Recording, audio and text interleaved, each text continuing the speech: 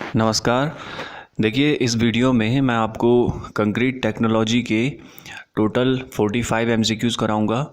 ये first part है और इसका सेकंड पार्ट जब अपलोड होगा तो वो आपको कंस्ट्रक्शन मटेरियल की प्लेलिस्ट में मिल जाएगा। कंस्ट्रक्शन मटेरियल के बाकी सब्जेक्ट के एमसीक्यू देखने के लिए आप कंस्ट्रक्शन मटेरियल की प्लेलिस्ट को देख सकते हैं। As per IS 456-2000 specification, minimum grade of concrete for RCC work is। देखिए, मिनिमम ग्रेड के लिए IS के द्वारा एक टेबल प्रोवाइड की गई है। PCC के लिए अलग है और RCC के लिए अलग है। इसमें कुछ एनवायरमेंटल एक्सपोजर कंडीशन भी होती हैं जिनकी बात हम आगे करेंगे। फ़िलहाल आप इतना ध्यान रखिए कि PCC के लिए कम से कम है M15 और RCC के लिए है M20। इससे कम आप यूज़ नहीं कर सकते किसी भी कंडीशन में। The volume of one bag of cement is, तो इसका वॉल्यूम जो है वो 0.0347 होता है, जिसको अप्रॉक्सीमेटली ऑप्शन बी में देखा जा सकता है। और इसको आप कैलकुलेट भी कर सकते हैं। वेट आपको मालूम है 50 kg है, डेंसिटी होती है 1440 किलोग्राम पर मीटर क्यूब, और वॉल्यूम निकालने के लिए वेट ओवर डेंसिटी करते हैं। 50 ओवर 1440 करेंगे तो आपको ये वैल्यू मिल जाएगी। The heat of hydration of cement is expressed in terms of, तो हीट ऑफ हाइड्रेशन को हम कैलोरी पर ग्राम में मेज़र करते हैं। Water cement ratio is the measure of water and cement used पर क्यूबिक मीटर ऑफ कंक्रीट। इसमें आपको ये बताना है कि वाटर को किस में और सीमेंट को किस में मेज़र किया जाता है।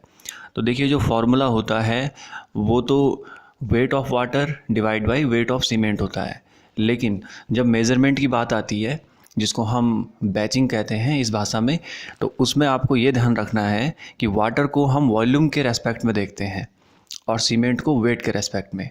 यानी किसी कंक्रीट में हम ये कहते हैं कि इसमें 15 लीटर पानी है और 60 किलो सीमेंट यूज़ हो रखी है, तो ऑप्शन डी यहाँ पर सही होगा, वॉल्यूम बाय वेट। ठीक है, ऑप्शन बी सही कर देते हैं बच्चे, इसलिए इतना समझाया जा रहा है। Slump test of concrete is measure of its, तो स्लम्प टेस्ट, इसके अलावा वीवी टेस्ट भी होता है। ठीक है, इन सब टेस्ट को हम वर्केबिलिटी को मेज़र करने के लिए करते हैं। वर्केबिलिटी के अलावा कंसिस्टेंसी का भी पता लगाया जा सकता है। ठीक है, कंक्रीट की कंसिस्टेंसी का, तो यहाँ पर कंसिस्टेंसी सही हो जाएगा। इन केस वर्केबिलिटी ऑप्शन में होता तो वो मोस्ट अप्रोप्रिएट होता। The ratio of various ingredients in concrete of grade M20 is, देखिए कंक्रीट के अलग अलग ग्रेड होते हैं, जिसका एक सवाल भी है आगे मैंने ऐड किया हुआ है। और वेरियस इंग्रेडिएंट्स का मतलब यहाँ पे ये है कि कंक्रीट जो है वो जनरली 3 चीज़ों के प्रपोर्शन से बनता है: cement, fine aggregate, coarse aggregate. Red colour यहाँ पे सीमेंट का प्रपोर्शन दिखा रहा है, येलो कलर फाइन एग्रीगेट का जिसको हम सैंड भी कहते हैं, और ग्रीन कलर कोर्स एग्रीगेट का जिसको हम ग्रेवल भी कहते हैं। सीमेंट का प्रपोर्शन आपको हमेशा 1 इसलिए दिखेगा क्योंकि हम सीमेंट के ही रेस्पेक्ट में देखते हैं कि कितना सैंड और ग्रेवल यूज़ किया जा रहा है। इसको आप अपने तरीके से याद कर सकते हैं, बस आप इस सीक्वेंस में अगर याद करेंगे तो आसानी होगी। इसमें नीचे की और जब हम आ रहे हैं तो ये बढ़ रहा है, एक्चुअली हम ग्रेड को कम कर रहे हैं यहाँ पे। और एक चीज़ जो ध्यान रखने लायक है वो ये कि फाइन टू कोर्स का जो रेशियो है वो 1:2 का है किसी भी केस में। तो जैसे M20 में क्या हो रहा है, 1.5:3 हो रहा है। ठीक है, तो ऑप्शन सी यहाँ पर सही हो जाएगा M20 के लिए। The concrete having a slump of 65 mm is set to be, तो उसको क्या कहेंगे। अब जो आपको ऑप्शन दे रखे हैं वो वर्केबिलिटी के आधार पे नहीं दे रखे हैं, वो कंसिस्टेंसी के आधार पे दे रखे हैं। तो अब आप इस टेबल को देखिए।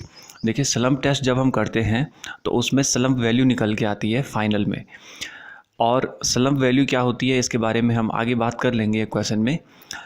ये जो वैल्यू है ये 0 से आ सकती है ऊपर और 150-200 तक जा सकती है।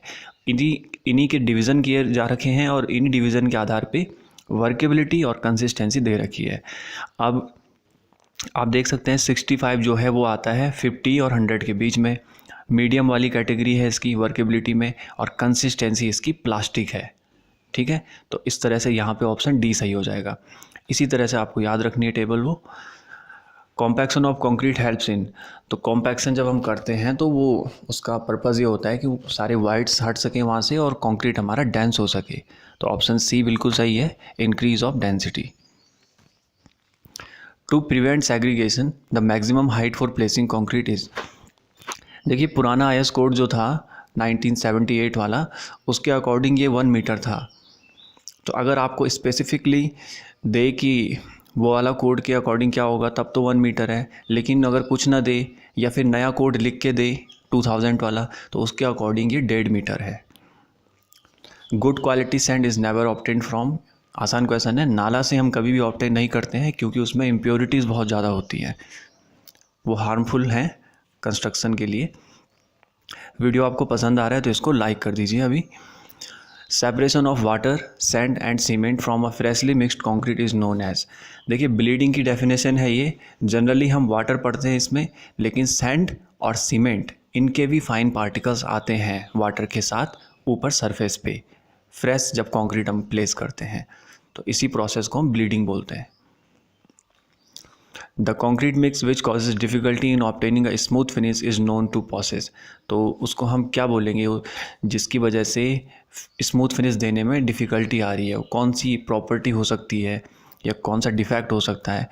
तो इसमें हार्डनेस इसका सबसे सही ऑप्शन है कि कंक्रीट जितना हार्ड होगा उसको फिनिशिंग देने में उतनी ही ज़्यादा डिफ़िकल्टी आएगी। The operation of removing humps and hollows of a uniform concrete surface is known as, देखिए जैसे मान लीजिए ये कॉलम है, इसमें हम कंक्रीट भरते हैं तो बिल्कुल परफेक्टली तो नहीं भरेगा ये, इसमें हम हॉलोज आ सकते हैं, ठीक है।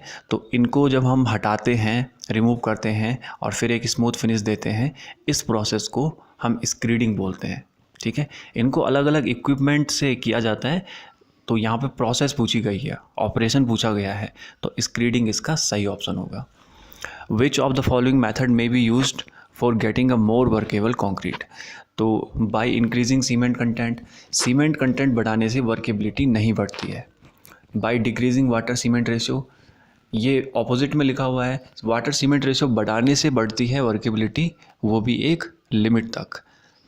By using angular aggregate in place of rounded aggregate, ये भी ऑपोजिट में लिखा हुआ है, राउंडेड एग्रीगेट की वर्केबिलिटी ज़्यादा होती है as compare to angular aggregate. तो ऑप्शन डी बचा यहाँ पे, वो सही है कि साइज़ अगर हम कम कर दें एग्रीगेट का तो वर्केबिलिटी बढ़ाई जा सकती है, ठीक है।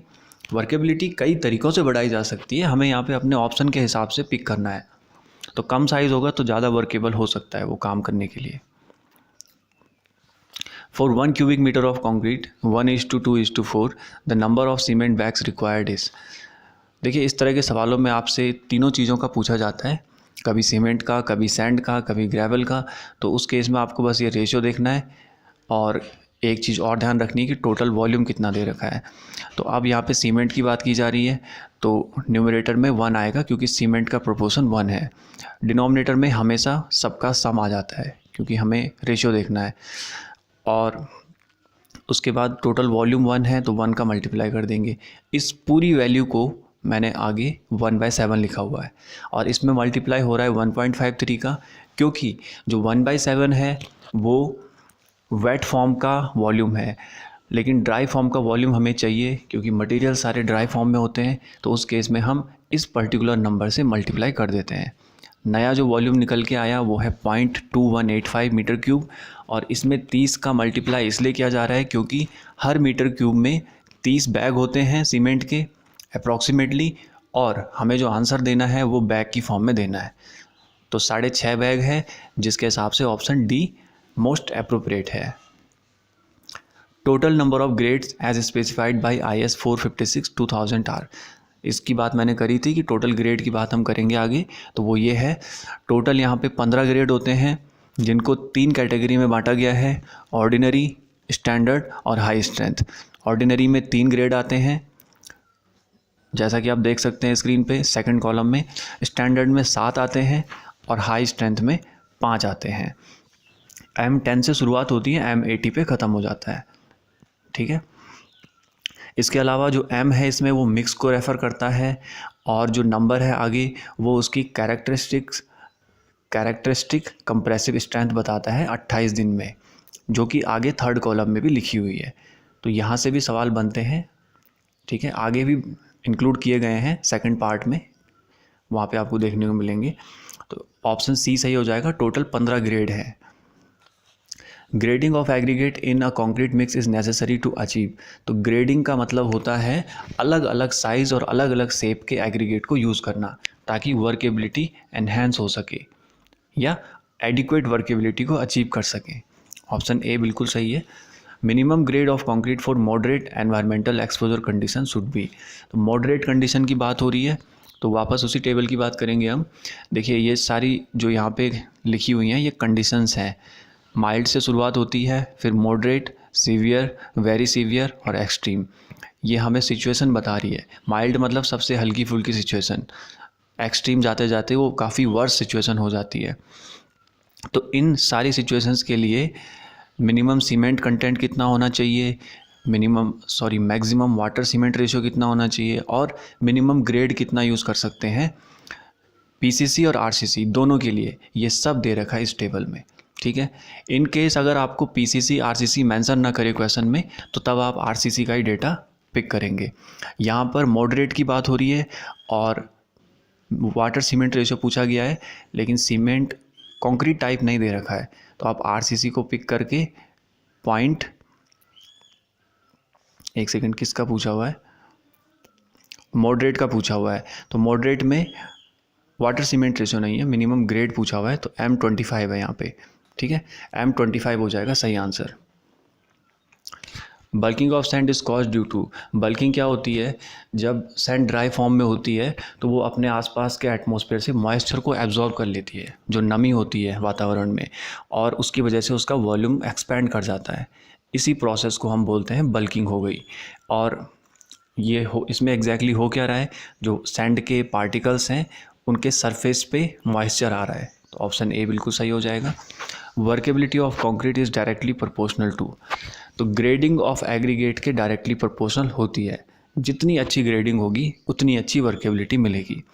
वाटर सीमेंट रेशियो के डायरेक्टली प्रोपोर्शनल नहीं होगी, क्योंकि एक लिमिट तक आप पानी बढ़ाएंगे तो वर्केबिलिटी अच्छी मिलेगी, लेकिन उसके बाद वो फिर डिक्रीज़ होना शुरू हो जाएगी। सेम केस है एग्रीगेट सीमेंट रेशियो का।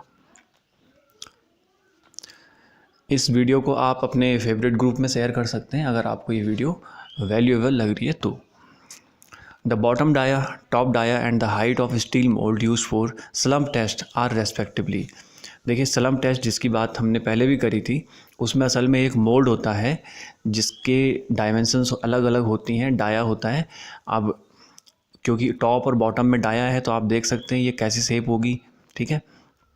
प्रॉपर कोन नहीं है ये, कोन का जब एक हिस्सा हटा दिया जाता है जिसको हम छिन्नक बोलते हैं, वो चीज़ है ये। इसमें टॉप डाया होता है 10 सेंटीमीटर, बॉटम होता है 20 सेंटीमीटर और हाइट होती है इसकी 30 सेंटीमीटर। तो ये तो आपको क्वेश्चन पूछा गया है। इसके अलावा जो स्लम्प वैल्यू की बात हमने की थी वो ये था कि जब इस मोल्ड के अंदर कंक्रीट भर दिया जाता है, उसकी भी अपनी प्रोसेस है भरने की, और तब उसको जब इसको हटाया जाता है तो फिर जो कंक्रीट है वो कुछ इस तरह की शेप ले सकता है, और भी कई शेप हो सकती हैं। उसके बाद जो ये हाइट में डिक्रीमेंट आता है, इसी को हम स्लम्प वैल्यू बोलते हैं। जैसे उस सवाल में 65 था तो उस केस में ये 65 mm होना चाहिए, ठीक है।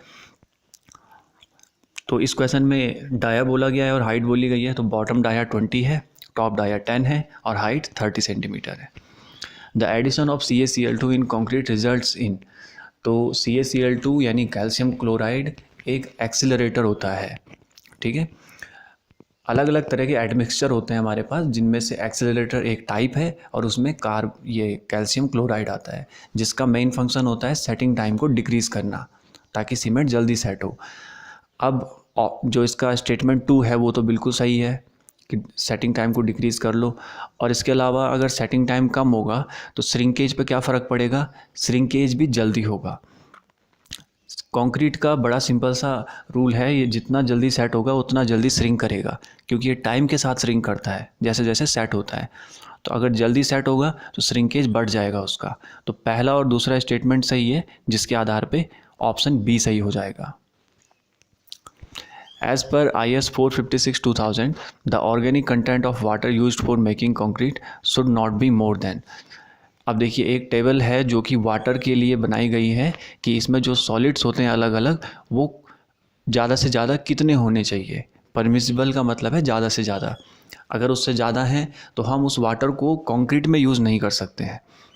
तो ऑर्गेनिक की बात हो रही है, ऑर्गेनिक के केस में ये हो जाएगा 200 मिलीग्राम पर लीटर, 200 ppm भी बोल सकते हैं। इनऑर्गेनिक में ये 3000 हो जाता है, ठीक है, सेकंड रो में देख सकते हैं। फिर सल्फेट में ये 400 मिलीग्राम है पर लीटर, और क्लोराइड में दो केस बनते हैं, 2000 है जब उसमें कोई स्टील प्रोवाइड ना हो, ठीक है, और 500 है जब आरसीसी वाला केस हो। उसके बाद लास्ट है सस्पेंडेड मैटर, उसमें 2000 मिलीग्राम है, ठीक है। तो बात ऑर्गेनिक की होगी यहाँ पे, तो 200 मिलीग्राम पर लीटर सही आंसर हो जाएगा। Maximum admissible water cement ratio for mild environmental exposure should be, ये था वो सवाल जो मैं वहाँ पर समझ बैठा था। तो देखिए फिर से उसी टेबल की बात होगी, इस बार आपको माइल्ड कंडीशन दे रखी है और इसमें आपको मैक्सिमम वाटर सीमेंट रेशियो पूछा है। अगेन यहाँ पे कंक्रीट टाइप नहीं दिया है तो रीइंफोर्स्ड लेके चलेंगे और इस टाइम हो जाएगा 0.55, ठीक है। अब आप देख सकते हैं ये कितनी इंपॉर्टेंट टेबल है। Pick up the correct statement from the following. Bulking of sand is caused due to formation of a thin film of surface moisture, बिल्कुल सही लिखा हुआ है, बल्किंग की डेफिनेशन लिखी हुई है basically. Fine sand bulks more than coarse sand, fine sand ज़्यादा बल्क करती है कोर्स से, क्योंकि फाइन में सरफेस एरिया बढ़ जाता है। अगर आप सेम क्वांटिटी में फाइन सैंड लेंगे और सेम क्वांटिटी में कोर्स सैंड लेंगे तो फाइन में क्या होगा, पार्टिकल्स ज़्यादा होंगे, पार्टिकल्स ज़्यादा होंगे तो सरफेस एरिया ज़्यादा होगा, क्योंकि बंट चुके हैं पार्टिकल। अब सरफेस एरिया ज़्यादा है तो मॉइस्चर बढ़ेगा उसमें, जिस वजह से फाइन सैंड ज़्यादा बल्क करेगी। तो ऑप्शन बी यहाँ पर करेक्ट है, ए भी करेक्ट था। सी में क्या लिखा हुआ है, 10% मॉइस्चर कंटेंट के साथ by wait the bulking of sand is increase by 50%, लगभग ठीक लिखा हुआ है। आप यहाँ पर भी देख सकते हैं, यानी कि पीक की बात हो रही है तो 9-10 के करीब इसमें पीक आता है, जैसे फाइन की बात कर लें, उसके बाद ही डाउन होना शुरू हो जाता है। अब यहाँ पे 50% लिखा हुआ है, लेकिन ये अलग अलग किताबों में अलग अलग हो सकता है ग्राफ, तो ओवरऑल स्टेटमेंट वो सही लिखा हुआ है। तो ऑप्शन डी यहाँ पर सही हो जाएगा, सारे ऑप्शन सही है। Which of the following acts as retarder for the concrete, तो रिटार्डर जो हमारे पास मेजरली होते हैं उनमें सबसे पहला तो कैल्शियम सल्फेट होता है, जिसको हम जिप्सम के नाम से जानते हैं। उसके बाद आता है दूसरे नंबर पे शुगर, ये भी काफ़ी इंपॉर्टेंट है। और उसके बाद कैल्शियम लिग्नोसल्फोनेट भी आता है, जिसकी बात इस सवाल में हो रही है, ठीक है। रॉन्ग स्टेटमेंट को आइडेंटिफाई करना है, तो bulking of sand can go up to 40%, हाँ जा सकती है, हमने अभी देखा था। Bulking of sand is maximum at 4.6% moisture content. Bulking of sand is considered in wet batching of concrete mix, और bulking of sand occurs due to free moisture film over sand grain. Option D सही है, और B और सी में से जो most appropriate है वो सी स्टेटमेंट, सी ऑप्शन जो है वो गलत स्टेटमेंट लग रहा है कि वेट बैचिंग में इसको हम कंसीडर करते हैं।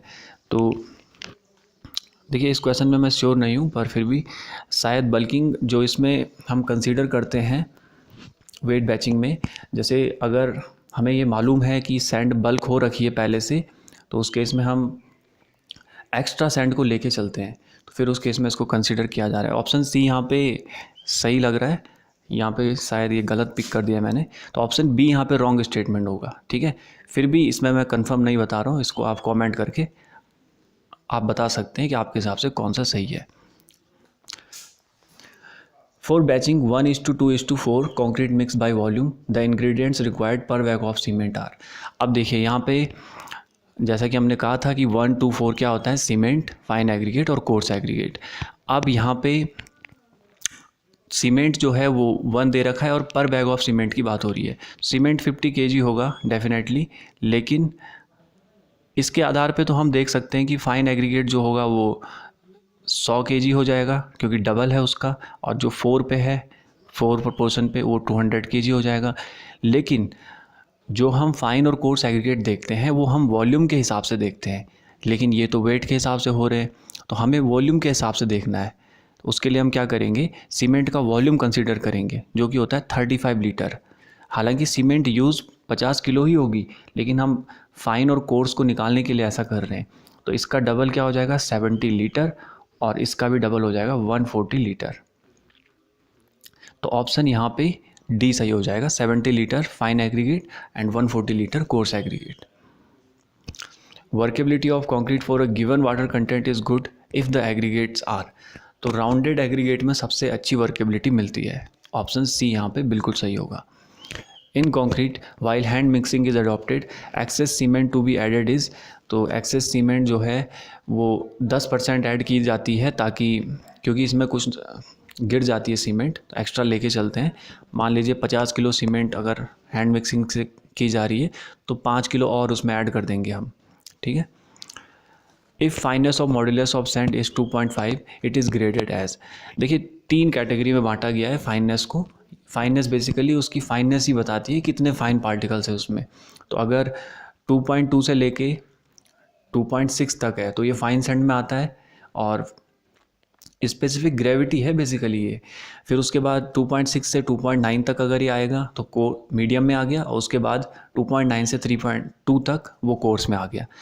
ये पहला केस आ रहा है 22 से 26 वाला, तो ये फाइन सैंड में आ जाएगा। The increase in the strength of concrete with time is, कैसा होता है, लीनियर, नॉन लीनियर, एसिम्प्टोटिक, या इनमें से सारे। तो देखिए जो स्ट्रेंथ गेन करता है कॉन्क्रीट टाइम के साथ, वो लीनियर तो नहीं करता है, एक फॉर्म में तो नहीं करेगा, क्योंकि कभी कम कभी ज़्यादा बढ़ता है। शुरू में हम देखते हैं उसको कि वो एकदम से स्ट्रेंथ गेन कर लेता है, शुरू के 24 घंटों में काफ़ी कर लेता है, 7 दिन में, 28 दिन में, और उसके बाद वो फिर धीरे धीरे धीरे करता रहता है। तो ऐसा कुछ ग्राफ दिखता है उसका, ठीक है। उसके बाद तो हम इसमें देख सकते हैं कि ये नॉन लीनियर ग्राफ है, ठीक है। तो ऑप्शन बी इसमें सही हो जाएगा, बस इतना ही समझना है इसमें। To prevent sulphate attack in concrete for preparing concrete mix water pH must be within. देखिए इस सवाल के लिए तो जो आंसर है वो है 6 से 9, लेकिन एक चीज़ और ध्यान रखनी है कि जो वाटर कंक्रीट में यूज़ होगा, चाहे कोई भी कंडीशन हो, वो 6 से कम नहीं होना चाहिए, 6 ही होना चाहिए बल्कि, ठीक है। इसमें मैक्सिमम मिनिमम नहीं है, 6 होना चाहिए पीएच वाटर का। The permanent deformation of concrete with time under steady load is.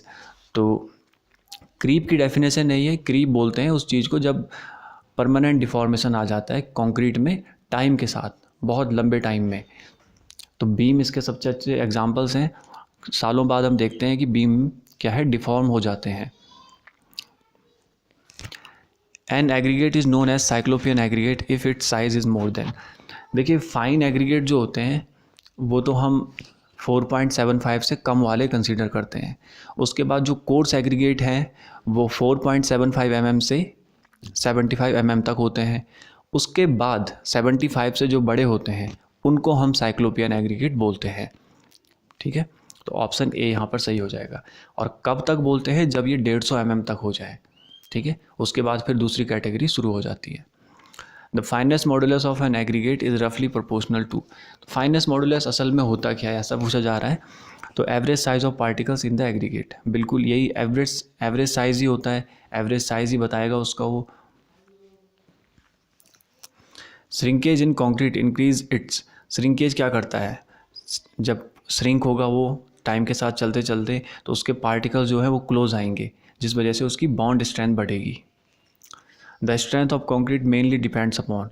तो quality of fine aggregate water cement ratio, इस सवालों में आपको मोस्ट अप्रोप्रिएट आंसर चुनना होता है। तो water cement ratio most appropriate है, ठीक है। ये स्ट्रेंथ पे सबसे ज़्यादा इस पे ही डिपेंड करती है। The leaching action in concrete is the example of.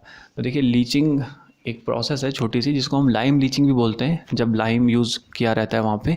तो इसमें बेसिकली क्या होता है, डिकम्पोजिशन होता है जिस भी चीज़ की लीचिंग हो रही है।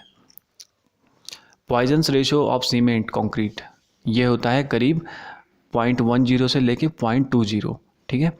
तो 0.15 सबसे सही ऑप्शन है। अगर आपको रेंज भी दे रखी हो तो इसी रेंज वाला ऑप्शन आप सही पिक करना वहाँ पे।